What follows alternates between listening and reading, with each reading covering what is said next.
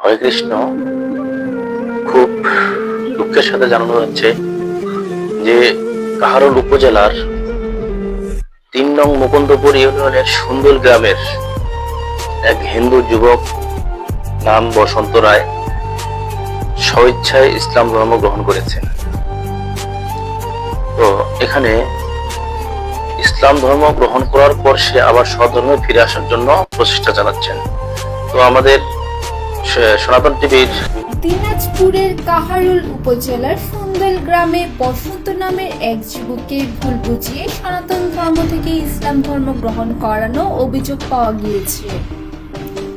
পরবর্তীতে ভুক্তভোগী নিজের ভুল বুঝতে পেরে তার পরিবারের কাছে ফিরে গিয়ে আবারও সনাতন ধর্ম গ্রহণ করার সিদ্ধান্ত নেয়, কিন্তু এলাকাবাসী বিক্ষোভ মানববন্ধন করে তাকে তার পরিবারের কাছ থেকে ছিনিয়ে নিয়ে আলেম ওলামাদের হেফাজতে তুলে দেন।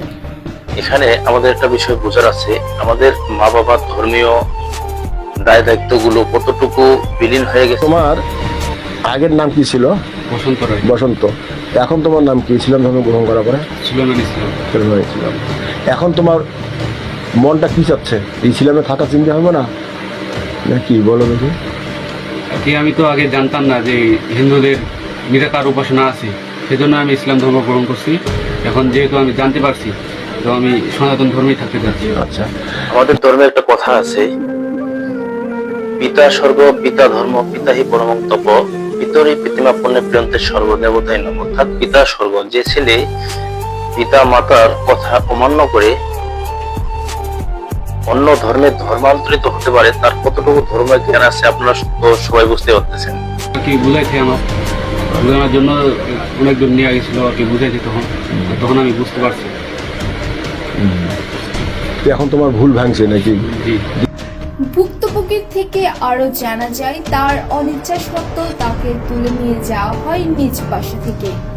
তো আমি সবাইকে অনুরোধ করব, আপনাদের নিজ নিজ সন্তানকে অবশ্যই পড়াশোনার পাশাপাশি ধর্মীয় শিক্ষাদানে আকৃষ্ট করবেন এবং ধর্মীয় শিক্ষা দেবেন। এই ছেলেটি নিজেও জানে না যে তার ধর্মে কি আছে এবং কি নেই।